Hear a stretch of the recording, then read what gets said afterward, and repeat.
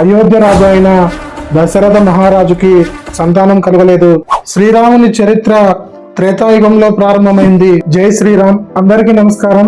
ఈ రోజు special video Sri Rama Navami సందర్భంగా ఈ పండుగ వెనుక ఉన్న అసలు చరిత్ర ఏమిటి, శ్రీరామచంద్రమూర్తి జన్మ కథ, అసలు శ్రీరామనవమి ఎందుకు జరుపుకుంటాము, ఈ రోజు వీడియోలో డీటెయిల్ గా మాట్లాడుకుందాం రండి. అలాగే నా ఛానల్ కి ఫస్ట్ టైం వస్తే ప్లీజ్ సబ్స్క్రైబ్ చేసుకోండి. మరిన్ని ఇంట్రెస్టింగ్ వీడియోస్ మీ ఫోన్ లో అందుబాటులోకి ఉంటాయి. అలాగే ఈ వీడియోకి ఒక లైక్ కొట్టండి. శ్రీరామనవమి అంటే మన శ్రీరామచంద్రమూర్తి పుట్టినరోజు. శ్రీరామనవమి చరిత్ర చాలా పురాతనమైనది. శ్రీరాముని చరిత్ర త్రేతాయుగంలో ప్రారంభమైంది. హిందూ ధర్మం ప్రకారం మనకి 4 యుగాలు ఉంటాయి. మొదటిది సత్యయుగం. ఈ యుగంలో ధర్మం 4 పాదాల మీద నడుస్తుంది. సత్యయుగము చాలా ఉత్తమమైనది, ధర్మబద్ధంగా పాలన నడుస్తుంది. అలాగే సత్యయుగానికి మరొక పేరు కృతయుగము. రెండవ యుగం వచ్చేసి త్రేతాయుగము. ఈ యుగంలో ధర్మం 3 పాదాల మీద నడుస్తుంది. ఈ యుగంలోనే శ్రీరామచంద్రమూర్తి జన్మించాడు. మూడవది ద్వాపర యుగం. ఈ యుగంలో ధర్మం 2 పాదాల మీద నడుస్తుంది. ఈ యుగంలో శ్రీకృష్ణుడు అవతరించాడు. మహాభారత యుద్ధం ఈ యుగంలోనే జరిగింది. కలియుగం అంటే ప్రస్తుత యుగం. ఈ యుగంలో ధర్మం 1 పాదం మీద నడుస్తుంది. అంతా కుట్రలు కుతంత్రాలు, అధర్మం నడుస్తుంది. అజ్ఞానులు ఎక్కువగా ఉంటారు. ఈ 4 యుగాల గురించి మరొక వీడియో సపరేట్ గా చేస్తాను. ఇక వాల్మీకి రామాయణం ప్రకారం అయోధ్య రాజు అయిన దశరథ మహారాజుకి సంతానం కలగలేదు. మహర్షి అయినటువంటి ఋష్యశృంగుడి ఆధ్వర్యంలో పుత్రకామేష్టి యాగం చేశారు. ఈ యాగం ముగిసిన తర్వాత కౌసల్యకు శ్రీరామచంద్రమూర్తి, సుమిత్రకు లక్ష్మణుడు, శత్రుఘ్నుడు, కైకేయికి భరతుడు జన్మించారు.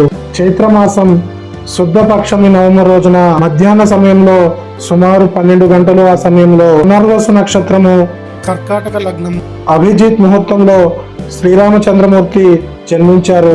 అందుచేత ఈ రోజున శ్రీరామనవమిగా పిలుస్తారు. శ్రీరాముడు విష్ణువు 7వ అవతారంగా అవతరించారు. ధర్మ సంస్థాపనార్థం అవతరించాడు శ్రీరామచంద్రమూర్తి. రావణాసురుణ్ణి సంహరించడానికి అవతరించాడు శ్రీరామచంద్రమూర్తి. రామో విగ్రహవాన్ ధర్మ అంటే రాముడు ధర్మ స్వరూపుడు అని అర్థం. ఈ పండుగ విశిష్టత గురించి తెలుసుకుంటే, ఈ పండుగను ఎప్పటి నుంచి జరుపుకుంటున్నారు అంటే, పండుగ గురించి పురాణాల్లో కూడా ప్రస్తావన ఉంది. కాళికా పురాణంలో ప్రస్తావించారు ఈ శ్రీరామనవమి పండుగను.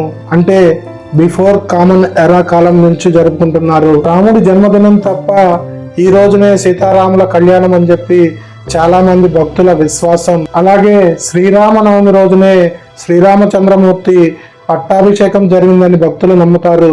రామనామ స్మరణ చేస్తే 1000 రెట్లు పుణ్యం వస్తుందని భక్తుల విశ్వాసం. ధర్మం, సత్యం, మర్యాద కలిగిన పురుషోత్తముడు శ్రీరామచంద్రమూర్తి. ఈ గుణాలు మనకి ఆదర్శము. జ్యోతిష్య శాస్త్రవేత్తల పరిశోధన ప్రకారం శ్రీరాముడు శాలివాహన శకము 5114 జనవరి 10న జన్మించవచ్చని భావిస్తున్నారు.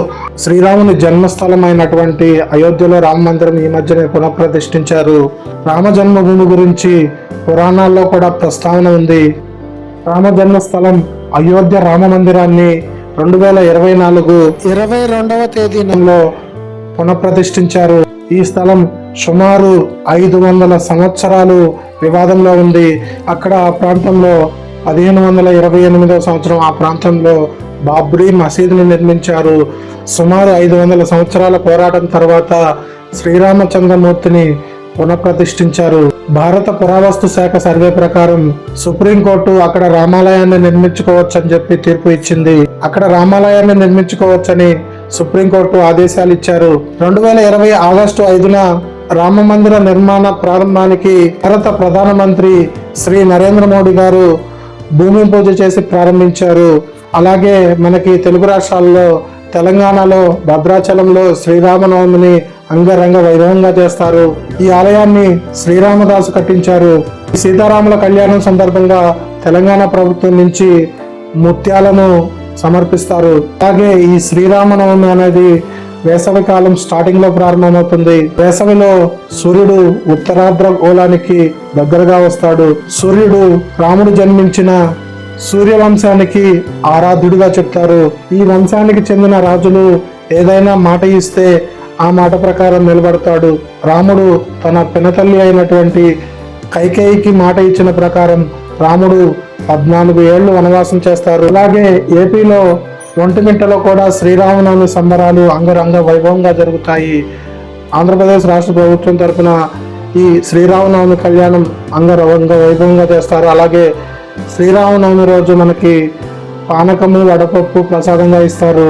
ఈ పానకము వడపప్పు ఆరోగ్యానికి చాలా మంచిది. వాతావరణంలో వచ్చిన మార్పులకి అనుగుణంగా ఈ ప్రసాదం అనేది ఉంటుంది. తెలుగు రాష్ట్రాల్లోనే కాకుండా భారతదేశం అంతటా శ్రీరామనవమి కళ్యాణము అంగరంగ వైభవంగా చేస్తారు.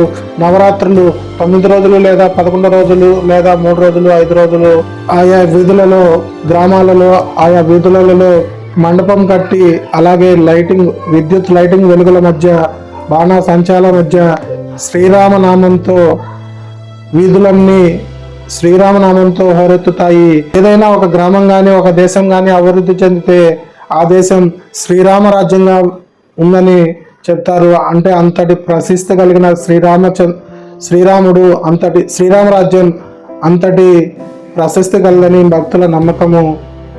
అలాగే ఇంకా ఈ వీడియోని లైక్ చేయకపోతే లైక్ చేయండి. అలాగే నా ఛానల్కి ఫస్ట్ టైం వస్తే ప్లీజ్ సబ్స్క్రైబ్ చేసుకోండి. అలాగే మీ గ్రామంలో మీ ఊరిలో మీరు శ్రీరామనవమిని ఎలా జరుపుకుంటారో కామెంట్ రూపంలో కామెంట్ చేయండి. మరిన్ని వీడియోస్ ఇలాంటి ఆసక్తికరమైన videos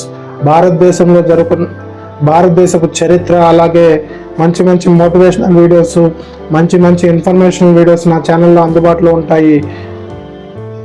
That's all for this video. This is Chris Talks YouTube channel.